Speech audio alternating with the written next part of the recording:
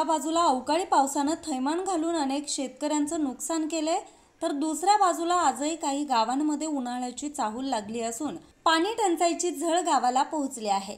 असंच एक गाव गोंदिया तालुक्यातील बिरसी येथे ब्रिटिशकालीन विमानतळ होतं। ते विमानतळ आता नवीन स्वरूपात आलं असून या ठिकाणी गोंदियातील विमानतळ तयार झालंय आणि त्यामुळेच या विमानतळाच्या नजदीक पास असलेल्या लोकांना पुनर्वसित करण्यात आलं आणि 106 लोकांचं कुटुंब पुनर्वसित गाव शासनानं दिलं असून त्या ठिकाणी 106 कुटुंब आपापले घर बांधून त्या ठिकाणी राहतात। परंतु अद्यापही या गावामध्ये मूलभूत सुविधा पोहोचल्या नसून आजही या गावातील नागरिकांना पिण्याच्या पाण्यासह अति मूलभूत सोयी मिळाल्या नाही।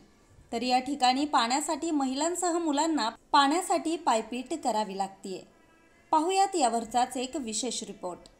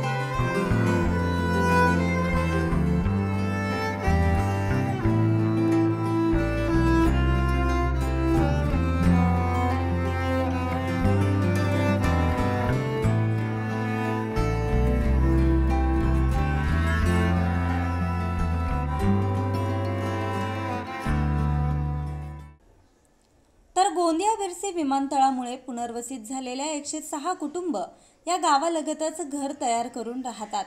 परंतु हे गाव तयार झालं असून सुद्धा शासनानं अद्यापही या गावांना मूलभूत सुविधा पुरवल्या नसल्यामुळे अनेक तक्रारी या गावांमधून नेहमीच येत असतात। परंतु आता सध्या उन्हाळा सुरू असून या उन्हाळ्यात अत्यावश्यक म्हणजे पाणी, परंतु पाण्यासाठी या नागरिकांना 500 मीटर पर्यंत पायपीट करून पाणी आणावं लागतंय आणि त्यातही पाणी हे पिण्यास योग्य नसल्याची तक्रार या गावकऱ्यांची असल्यानं पिण्यास योग्य पाणी या गावाला मिळत नसल्यानं त्यांना पिण्याचे पाणी विकत घ्यावं लागत असल्याचं नागरिकांनी सांगितलं आहे। एका बाजूला जलस्वराज्य मिशन अंतर्गत सर्वांना स्वच्छ पिण्याचं पाणी पुरवठा करणारी योजना आखली जाते, परंतु बिरशी वासियांना पाणी मिळत नसल्याची खंत व्यक्त करण्यात येते। तर महिलांना रोज सकाळी पाण्यासाठी अर्धा किलोमीटर पायी जाऊन पाण्याची व्यवस्था करावी लागते, परंतु गढूळ पाणी असल्यानं धुणी भांडी करण्याच्या कामात हे पाणी येतं आणि पिण्याच्या पाण्यासाठी गावातील नागरिक पैसे खर्च करून वॉटर कॅनचा वापर करीत असल्याचं चित्र दिसून येत आहे। सध्या त्यामुळे बिरसी गावातील पाण्याचा प्रश्न असाच बिकट राहिला तर येणाऱ्या दिवसात मात्र आंदोलन केल्याशिवाय पर्याय नसल्याचं गावकऱ्यांचं म्हणणं आहे। पुनर्वासन हम लोगों को बिरसी कैंप से बिरसी में दिए हैं, लेकिन हम लोगों को पानी की सुविधा कुछ नहीं दी है। सब कुछ सुविधा देने वाले थे सरकार, लाइट नहीं, रोड रास्ता नहीं, पानी की सुविधा नहीं, कुछ नहीं। पीने के लिए पानी अच्छा भी नहीं मिलता, बोर में दूर आना पड़ता है। दूसरे के घर से पानी भरती हूँ, वो भी लाइट की सुविधा नहीं है। कभी हमको मिलता है, कभी वो भी नहीं मिलता। इतना दूर दूर आकर पानी भरना पड़ता है बच्चों लोगों को लेके। गर्मी के दिन है और गर्मी में लाइन लगा के पानी भरना पड़ता है। आधा किलोमीटर दूर से ही आना पड़ता है और इतना पानी भरने के लिए थकान हो जाता है। इतना दूर पानी, अभी सरकार इतना सहूलियत देने के बावजूद भी हमको अनाथ रखे है। सरकार से हमको पानी की सुविधा करे, यही मांग है हमारी। पानी, लाइट, रास्ता। हमको बहुत तकलीफ हो रहा है जी। कम से कम 500 मीटर दूर से है, पानी लाने के लिए बहुत दिक्कत है और वो भी सुविधा मिलता भी नहीं पानी की। मलगट पानी से पानी भी ऐसे ये से है और किसी का बोरिंग के भी पानी लाओ तो वो भी सही समय पे लाइट नहीं रहता, ये नहीं रहता। वो पानी पीने के लिए भी पानी नहीं मिलता, ऊपर से रास्ता नहीं है, कुछ लाइट नहीं है, बहुत दिक्कत हो रहा है हमें। और खरीद के कभी आए वो भी बहुत मुश्किल से जी। कोई आने जाने के लिए नहीं देखता, रोड नहीं है, रास्ते के लिए आने के लिए दिक्कत है ना। कोई पानी लेके भी नहीं आते। अब पैसे से कौन, जिसके यहाँ साधन है वो ला लेते दूर से, जिसके यहाँ साधन नहीं है वो कैसे लाएंगे पानी। लाने के बहुत दिक्कत है, पानी की तो सबसे ज़्यादा दिक्कत है, खास करके ये नाले में। जैसे पुनर्वास किया है तो पुनर्वास करने के बाद सरकार ने बोले थे कि सब कुछ मिलेगा, यहाँ पे कुछ नहीं मिला।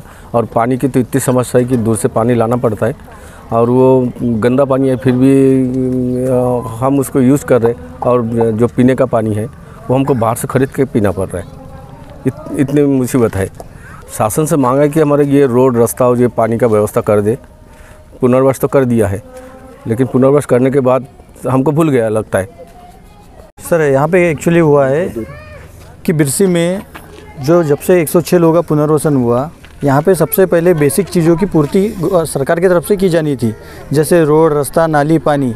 सरकार ने पुनर्वसन के नाम पर प्लाट तो दे दिया, पर जो बेसिक चीज़ है, सबसे अति आवश्यक पानी है, लाइट है, रोड है, रास्ता है, पर अभी तक शासन ने ना रोड की व्यवस्था किया, ना पानी की व्यवस्था की, ना नाली की व्यवस्था की, ना लाइट की व्यवस्था की। अभी हमारे ग्रामवासियों को इतना तकलीफ यहाँ पे झेलना पड़ रहा है कि महाराष्ट्र में इतिहास में पहला पुनर्वसन होगा जहाँ पे बेसिक चीज़ों की पूर्ति नहीं की गई, ना लाइट की पूर्ति की गई, ना पानी की व्यवस्था की गई। अभी हमारे ग्रामवासी आधा किलोमीटर से पानी लेकर ला रहे, वो भी सिर्फ यूज़ करने लायक का। पीने का पानी उनको खरीद के लाना पड़ता है।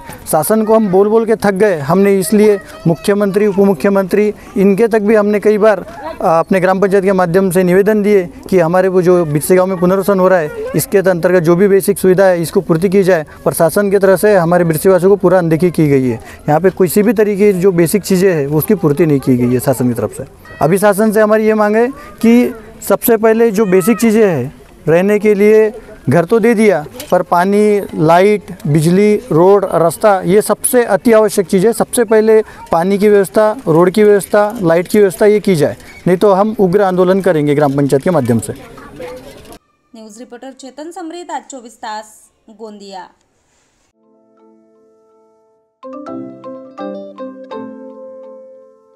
नवनवीन आणि ताज्या घडामोडींसाठी आज 24 तास सबस्क्राईब करा। त्याचबरोबर बेल आयकॉनवर क्लिक करा आणि मिळवा आमच्या बातम्यांच्या नोटिफिकेशन्स। तसेच आज 24 तासची प्रत्येक बातमी आपल्याला कशी वाटली हे कळवा, लाईक करून, कमेंट करून आणि आमच्या बातम्या शेअर सुद्धा करा।